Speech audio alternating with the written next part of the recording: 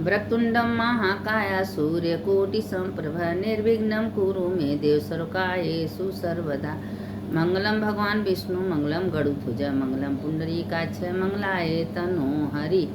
देखिए, कार्तिक महीना शुरू हो गया है। कार्तिक का नियम सबको पता है। सवेरे उठना चाहिए, स्नान दान करना चाहिए, तुलसी जी को दीप दान करना चाहिए, औरा के पेड़ में, बेले के पेड़ सब दीप। कार्तिक में दीप का बहुत महत्व है और जितना कार्तिक में दीप जलाएंगी उतना जब आत्मा निकलेगा तो ज्योति के रूप में आगे आगे चलेगा।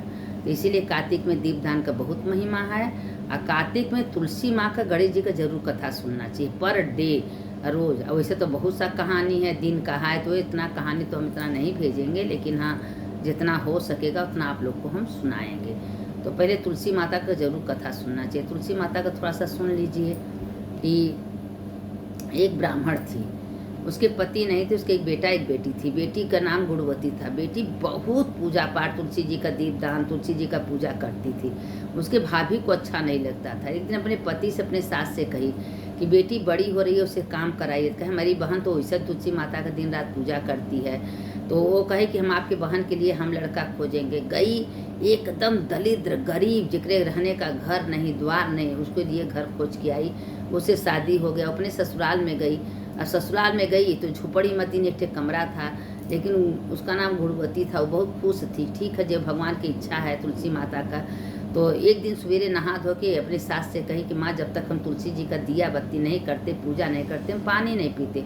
तो उसकी सास कही कि जाओ पड़ोसन में, वहाँ तुलसी जी है, पूजा कराओ। जब गई पूजा, तो पूजा वूजा करने के बाद तुलसी माता से कही कि हे तुलसी माता, हमको सोने का लोटा, सोने का थार दो और लड्डू भर के अब दी। और अपने पड़ोसन के दे के पैर छू लिए। उसकी ननद आए के कह दी सास से, अपनी माँ से।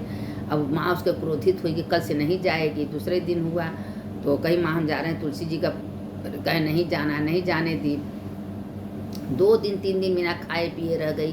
कही जब तक हमारा आदत है तुलसी जी का हम पूजा नहीं करेंगे तब तक हम पानी नहीं पिएंगे। अंत में तुलसी माता से बर्दाश्त नहीं हुआ। तुलसी माता क्या की कि उसके घर में अपने आप तुलसी का गमला लग गया और उसमें सोने, चांदी, मोती, हीरा का लरी झूलने लगा। तो तुलसी माता उसको सपना दी कि तुम उठो, देखो तुम्हारे आंगन में तुलसी का पेड़ है, तुम उठो पूजा कर लो। देखी तो बड़ी खुश हुई। अब देखे तो तुलसी का पेड़ है, जाके खूब पूजा की, दीपदान की और करके फिर उसी तरह सोने का लोटा, सोने का थाली मिला, लड्डू अपनी सास के आगे रख दी।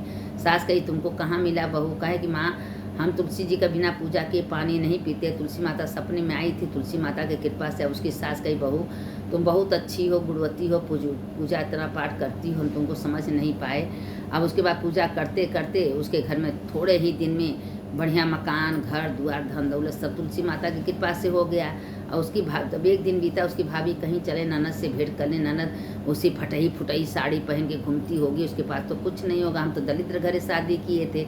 जो भगवान के भक्त थे तो भगवान कभी उसको भूखा रखेंगे या कभी दुखी रखेंगे? कभी नहीं रखेंगे, क्योंकि भगवान अपने भक्त को हमेशा देखते हैं। और तुलसी माता को पूजा करे, तुलसी माता उसको कैसे अकेला छोड़ेंगी? उसने भाई भौजाई जब मिले तो भाई तो देख के चकाचौंध हो गया, इतना खुश हुआ। अब भौजाई का आँख फटी की फटी रह गई कि अरे हम तो ऐसे शादी किए, इनके घर में तो सब कुछ भर गया है, तो एकदम रानी मती रह रही हैं। अब उसके दिमाग में ये आया कि अब उसके समझ में आ गया कि किसी के करने से कुछ नहीं होता, अपना कर्म सबके साथ मिलता है। उसका इतनी ज़्यादा धर्मवती थी कि तुलसी माता उसके घर में सब कुछ भर दी। जैसे तुलसी माता उसको दी, उससे माता सबको दे। जो इस कथा कहता है उसको भी दे, जो कथा सुनता है उसको भी दे। सबके भंडार तुलसी माता भरे। अब देखिए कि कार्तिक का कहानी हम आप लोग को डाल रहे हैं। कार्तिक महीना में सत्यभामा कृष्ण भगवान से पूछ रही थी कि हे प्रभु, हम कौन ऐसा पुण्य, कौन ऐसा तपस्या, क्या कौन ऐसा दान हम किए थे कि हम आपको पति पाए? तो कृष्ण भगवान उनका हाथ पकड़ के कल्प वृक्ष के नीचे ले गए। कहें सत्यभामा, तुम पुनर्जन्म में एक राजा की लड़की थी और उसको कोई संतान नहीं था। वो अपने, तुम्हारा शादी जब तुम बड़ी हुई तो एक राजकुमार से, अच्छे राजकुमार से शादी कर दिया। करने के बाद तुम अपनी जमाई को अपना बेटा मान लिए थे। तब तुम अपना, तुम्हारे पति, तुम और तुम्हारे पिता, तीनों लोग रहते थे। तो तुम्हारे पति जो थे, तुम्हारे पिता जो थे, एक दिन जंगल में लकड़ी लेने गए। जब जंगल में लकड़ी लेने गए तो वहाँ से बहुत भयानक राक्षस तुम्हारे पिता को, तुम्हारे पति को मार डाला। और तुम अकेले पड़ गई थी, इतना रोई। रोने के बाद तुम्हारे घर में कुछ नहीं था, जो तुम्हारे घर में थोड़ा बहुत अन्न धन अनाज था तुम बेच के अपने पति का, अपने पिता का दाह संस्कार की। करने के बाद तुम अपने मन को, अपने इंद्रिय को अपने बस में कर ली। इतना रोई कि मेरा कौन पालन करेगा, मेरा कौन पोषण करेगा, मेरा कौन देखभाल करेगा, न मेरे पति रहे न मेरा पिता रहे, अब हमारा क्या होगा। लेकिन तुम अपने मन को दृढ़ विश्वास कर ली। अब विश्वास करके 60 वर्ष तक तुम गंगा स्नान की हो, और उसके बाद से तुम कृष्ण भगवान का पूजा की हो, तुम तुलसी जी का पूजा की हो, तुलसी जी को दीपदान की हो, और अपने मन को, अपने इंद्रिय को अपने बस में करके एक दिन क्या हुआ कि तुमको बहुत तेज ज्वर बुखार चढ़ा था, और उसी बुखार में तुम गंगा स्नान करने गई, तुम्हारा पैर कांपने लगा, पैर बिछल गया, तुम्हारा शरीर छूट गया। तुमको सोने का विमान, कृष्ण भगवान सोने का विमान तुमको लेके आए थे, और तुमको सोने के विमान पर ले गए। तुम वही गुणवती, वही सत्यभामा हो। तो आज ये जन्म में तुम जो तुलसी को दीपदान की थी, तो तुमको इतना बड़ा राज मिला है। और जो तुम कार्तिक महीना में स्नान की हो, तुम हमको पाई हो। तो जो मन से, तन से कार्तिक महीना में स्नान करता है, तुलसी जी को दीपदान करता है, वह तुम्हारे जैसे पति पाता है। तो तुम हमको इतनी प्रिय सी हो गई हो कि तुम्हारे जैसे प्रिय कोई रानियां नहीं हैं। इसीलिए तुमको हम बहुत ज़्यादा अपने बगल में बैठाते हैं। और जो तुम्हारे आंगन में कल्पवृक्ष है, वो तुलसी के पेड़ को जो तुम दीपदान करती, उसी पुण्य से यह कल्पवृक्ष तुम्हारे आंगन में है। नारद जी ने इंद्र से के लोक से तुमको ले आके तुम्हारे आंगन में कल्पवृक्ष लगाए हैं। तो तुम्हारे धर्म से सत्यभामा तुम आज इतनी बड़ी रानी बनी हो। तो वो जन्म का तुम कथा सुनो, तो वही कहते हैं, बार बार कहते हैं कि अब हम लोग को पता नहीं है कि हम लोग पूरे जन्म में क्या करके आए हैं, कहाँ जन्म हुआ है, कौन कर्म की, हम लोग को नहीं पता है। लेकिन जो कुछ सुख दुख है हमारे कर्मानुसार हमको मिलता है।